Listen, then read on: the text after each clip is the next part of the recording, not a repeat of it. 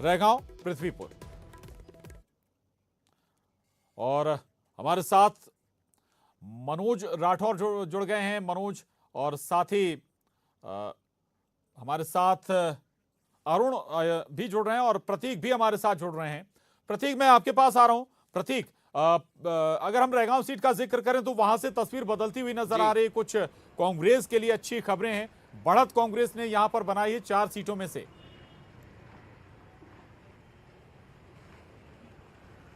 देखिए, बिल्कुल प्रशांत, सुबह से हम लगातार चर्चा कर रहे हैं कि इस प्रकार का माहौल रैगांव में अब तक सामने आया है। कांटे की टक्कर यहां देखने को मिल रही है और जो 6 राउंड हो चुके हैं उसकी मैं जानकारी आपको दे दूं। 765 वोट की जो बढ़त है वो कांग्रेस ने यहां पर बना ली है। और जो बीजेपी की लीड अब तक चली आ रही थी, 52 जो लीड थी इसके पहले राउंड में, वो खत्म हो चुकी है। जो कुल वोट जो मिले हैं छठवें राउंड में भाजपा को, वो 2703, जबकि कांग्रेस को 3448 वोट मिले हैं। कांग्रेस की जो बढ़त है वो 692 वोटों की जो बढ़त है वो यहां कांग्रेस को मिल चुकी है। अब तक जो 6 राउंड हुए उनमें से 4 राउंडों में लगातार कांग्रेस जो है वो लीड बनाए हुए है, जबकि सिर्फ 2 राउंड में ही भाजपा को लीड मिली थी। तो जिस प्रकार से हम शुरुआत से ही चर्चा कर रहे हैं कि हॉट सीट उभर कर सामने आई है सतना की रैगांव, और जिस प्रकार की उठापटक शुरुआती दौर से ही जब से कैंडिडेट की घोषणा हुई थी देखने को मिल रही थी, तो यहाँ पे इस प्रकार की सरगर्मी का अंदेशा था। और अब तक की जो तस्वीर सामने आई है वो कुछ ना कुछ यही बतला रही है।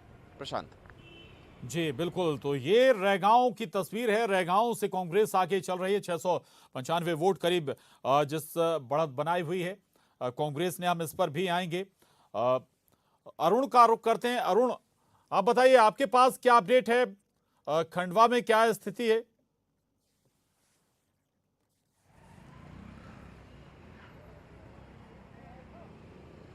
25,000 से ज्यादा वोट से बीजेपी के ज्ञानेश्वर पाटिल आगे चल रहे हैं।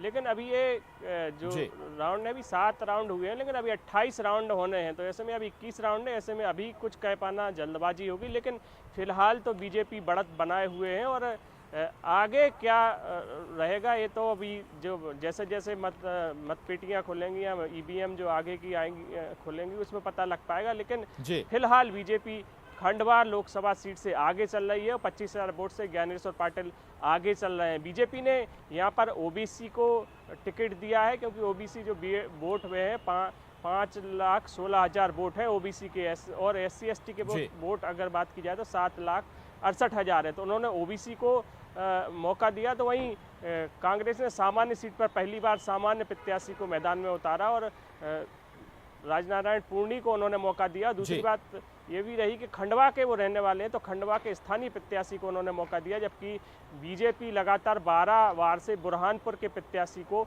मौका दे रही है। हालांकि जो बुरहानपुर जिला है वो भी खंडवा का हिस्सा रहा है, लेकिन 2003 में बुरहानपुर अलग जिला बन गया था। तो अगर वोटों की गिनती की बात की जाए तो बुरहानपुर, खंडवा, खरगोन और देवास 4 जिलों में ये काउंटिंग चल रही है। और वहाँ से जो नतीजे आ रहे हैं उनको खंडवा में कैलकुलेट किया जा रहा है, वहाँ से उसका अनाउंस किया जा रहा है। इसलिए थोड़ी सी काउंटिंग में देरी भी हो रही है। लेकिन अगर बात की जाए काउंटिंग की तो बीजेपी फिलहाल आगे है और राजनारायण सिंह पूर्णी जो कांग्रेस के प्रत्याशी हैं वो पीछे चल रहे हैं। दोनों ही पार्टियों ने काफी जोर खंडवा सीट पर लगाया। अरुण, आप 25,000 वोटों का डिफरेंस बता रहे थे। ये पहली नजर में थोड़ा ज्यादा लग सकता है, लेकिन चूंकि लोकसभा सीट है और यहाँ वोटों की संख्या भी कहीं ज्यादा होती है, इसलिए हम अभी ये कह सकते हैं कि हो सकता है कि चूंकि 21 राउंड का जिक्र आप कर रहे हैं, जैसे जैसे राउंड होंगे हो सकता है तस्वीर बदले भी। अरुण, बिल्कुल, देखिए 22 से लेकर 28 तक अलग अलग जिलों में अलग अलग राउंड हो रहे हैं। इसलिए और 13 लाख वोट हैं, तकरीबन 13 लाख वोट हैं जिनकी गिनती होनी है। तो ऐसे 25,000 की लीड हालांकि मायने तो रख रही है, लेकिन आगे इसको कमबैक भी कांग्रेस कर सकती है, क्योंकि जो कांग्रेस वाले क्षेत्र हैं उनके वोट हो सकता है कि आगे आए। हालांकि कांग्रेस को कॉन्फिडेंस है कि आगे जो मतगणना आगे जब बढ़ेगी तो वो कमबैक करेंगे। लेकिन अभी फिलहाल जो 25,000 की बढ़त है वो काफ़ी मानी जा रही है बीजेपी के लिए। तो ये अच्छी खबर है। ज्ञानेश्वर पाटिल आगे चल रहे हैं, उनका लोकसभा का ये पहला चुनाव है और वो प्रत्याशी थे, क्योंकि वहाँ हर्ष सिंह और अर्चना चिटनिस दावेदारी कर रहे थे। वहीं कांग्रेस से भी अरुण यादव चुनाव मैदान में उतरने की बात सामने आई थी, लेकिन वो भी पीछे हट गए और हर्ष सिंह और अर्चना चिटनिस लड़े, इसलिए ज्ञानेश्वर पाटिल को मौका मिला और राजनारायण पूर्णी को भी मौका मिल गया। 3 बार के विधायक हैं राजनारायण पूर्णी, और ऐसे में माना जा रहा था कि ये मुकाबला जो है वो कांटे का होगा, लेकिन फिलहाल तो अभी जो दिखाई दे रहा है उसमें तो बीजेपी आगे चल रही है। और अगर कांग्रेस इसको कमबैक नहीं कर पाएगी, अगर इस आगे उनके वोट आगे नहीं निकल पाएंगे, तो ऐसे में तो अब बीजेपी और आगे बढ़त बनाती हुई दिखाई देगी। बिल्कुल, तो ये 25,000 की छोटी बढ़त नहीं कही जा सकती, हालांकि 13 लाख वोटों की काउंटिंग होनी है। मनोज का रुख कर रहे हैं। मनोज, जोबट जहां हाल ही में बीजेपी ज्वाइन करने वाली सुलोचना रावत को टिकट दिया गया, दाव ये कुछ हद तक सफल होता बीजेपी का नजर आ रहा है, क्या अपडेट है आपके पास? और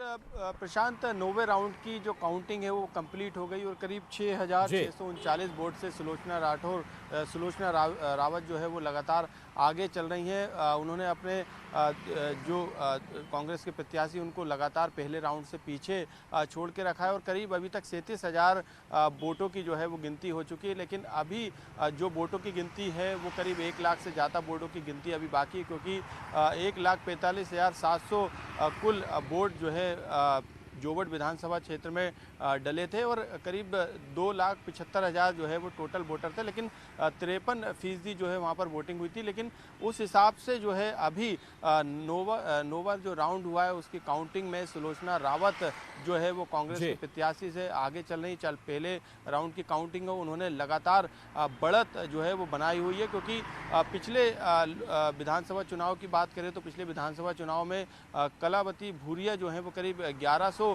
वोटों के मार्जिन से जीती थी। हालांकि सुलोचना रावत के बेटे ने जरूर वहां निर्दलीय चुनाव लिया था, जिसके कारण कांग्रेस की जो जीत का जो आंकड़ा था वो कम हुआ था और जो वोट प्रतिशत था जिसको जीतने के लिए जो वोटिंग परसेंट कांग्रेस अनुमान लगा रही थी उससे कम वोटिंग परसेंटेज से जो है वहाँ पे कांग्रेस जीती थी। तो अब कहीं ना कहीं रावत परिवार का जो दबदबा है वो नज़र आ रहा है। हालांकि सबसे ज़्यादा जीतने वाले प्रत्याशियों में सुलोचना रावत और उनका परिवार शामिल है। करीब 11 बार में से करीब 9 बार वो जो है वहाँ पर उन्होंने जीत दर्ज कराई है। हालांकि अब कांग्रेस के खेमे से बीजेपी में वो शामिल हुई है। सुलोचना रावत के बेटे का जिक्र कर रहे हैं, निर्दलीय मैदान में थे और निर्दलीय होने के बावजूद भी उन्होंने बड़ा वोट हासिल किया था। हम ये कहें कि निर्दलीय होने के बाद भी वो तीसरे पायदान पर रहे थे।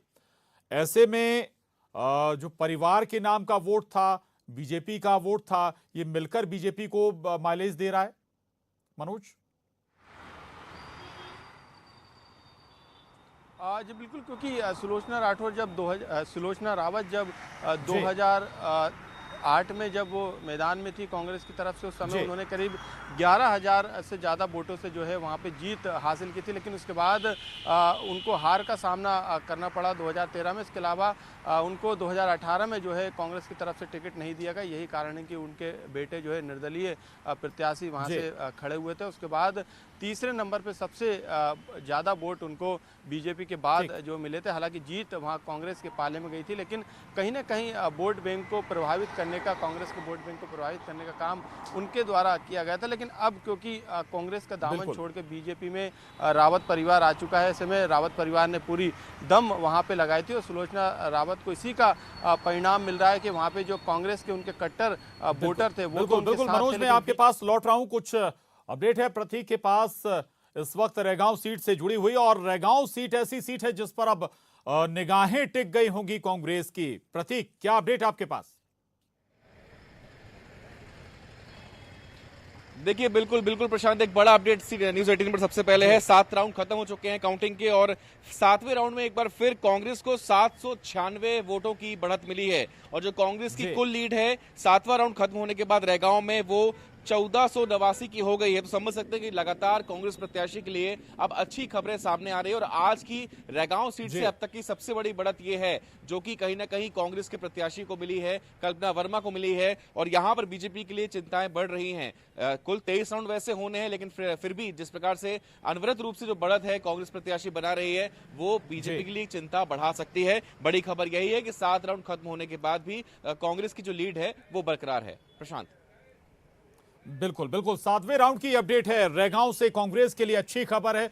सुकून देने वाली खबर है। और जैसा कि प्रतीक बता भी रहे हैं कि लगातार अब धीरे धीरे ये जो बढ़त है वो बढ़ती जा रही है कांग्रेस की। और प्रतीक, अभी कई राउंड बाकी हैं, मुकाबला बेहद नजदीकी है रैगांव में, लेकिन जो फ्लो नजर आ रहा है उससे लगता है कि शायद ये बढ़त और ऊपर जाए। लेकिन अलग अलग क्षेत्रों में जो वोटिंग होती है कई बार पैटर्न भी अलग होता है। अभी आशा रखनी चाहिए बीजेपी को। जी देखिए, लगभग अगर 15-16 राउंड तक हम रुक जाएं तो शायद कुछ तस्वीर साफ भी हो जाए प्रशांत। लेकिन हम देख रहे हैं कि जिस प्रकार की कांटे की टक्कर लगातार बरकरार है। हमने देखा पहले 2 राउंड 3 राउंड 4 राउंड में कहीं ना कहीं 2-2 का रेशियो था। उसके बाद भले ही कांग्रेस प्रत्याशी ने बढ़त बनाई हो, 1,40,000 से ज्यादा मत डले हैं और अभी करीब 1 लाख के आसपास मतों की गिनती और होना है। कुल 23 राउंड है, तो अभी उम्मीदें तो सबकी कायम है। हर जो कहने के प्रत्याशी उसकी उम्मीदें कायम है। विशेष रूप से बीजेपी कांग्रेस की जो उम्मीद है वो फिलहाल तो कायम है, लेकिन टसल जो है वो इस सीट पर बरकरार है। ज्यादा कोई गैप अंतर नहीं है। 1400 कुछ वोटों से कांग्रेस प्रत्याशी फिलहाल आगे चल रही हैं। प्रशांत जी चलिए, बहुत बिल्कुल रहिएगा, नजर आप बनाए रखिएगा। आखिर 4 जो सीटें हैं उनमें रैगांव बेहद दिलचस्प बनी हुई है। बहुत नजदीकी मुकाबला है। अभी बढ़त कांग्रेस जरूर बनाए हुए, अंतर ज्यादा नहीं है। और अगर जो सबसे बड़े अंतर का अगर हम जिक्र करें तो वो खंडवा लोकसभा सीट है, जहां करीब 25,000 का डिफरेंस बीजेपी ने बना लिया है। ज्ञानेश्वर पाटिल आगे चल रहे हैं। लगातार हम आपको बड़ी खबरों से अपडेट करा रहे हैं। उपचुनाव की काउंटिंग लगातार जारी है और पृथ्वीपुर से शिशुपाल यादव 4,092 मतों से आगे हो गए हैं। शिशुपाल और जबकि जोबट से सुलोचना रावत 6,639 मतों से आगे हैं। खंडवा से ज्ञानेश्वर पाटिल अब 30,000 मतों से आगे हो गए हैं। तो तीनों सीटों पर बीजेपी की बढ़त बरकरार है। एक सीट पर कांग्रेस आगे चल रही है। ये एक बार हम फिर आपको आंकड़ा बता देते हैं। जो 3 सीटें पृथ्वीपुर से शिशुपाल यादव बीजेपी की ओर से उम्मीदवार हैं, 4,092 मतों से आगे चल रहे हैं। जोबट से सुलोचना रावत 6,639 मतों से बढ़त बनाए हुए। खंडवा से ज्ञानेश्वर पाटिल का जो बढ़त का अंतर है वो 25 नहीं बल्कि अब 30,000 तक जा पहुंचा है। जबकि करीब जो रैगांव का जिक्र करें तो 1200 से 1300 वोटों की बढ़त कांग्रेस वहां से बनाए हुए है। ये 4 सीटों पर सबसे पहले अपडेट न्यूज़ 18 पर और हर जानकारी हम सबसे पहले आप तक पहुंचा रहे हैं। 4 सीटों पर बाय इलेक्शन हुए, काउंटिंग चल रही है। हालांकि अभी लगभग कह सकते हैं कि 25% काउंटिंग ही हुई है वोटों की और अभी लंबी काउंटिंग बाकी है। लेकिन रुझान जरूर मिल जाते हैं। कुछ सीटों पर जहां बीजेपी लगातार शुरुआत से ही बढ़त बनाए हुए थी, वहां बढ़त लगातार बढ़ती चली जा रही है। इनमें खंडवा लोकसभा सीट है, पृथ्वीपुर विधानसभा, जोबट विधानसभा, रैगांव से कांग्रेस बढ़त बनाए हुए। एक छोटे से ब्रेक के लिए रुक रहे हैं। लगातार बने रहिए न्यूज़ 18 मध्य प्रदेश छत्तीसगढ़ के साथ।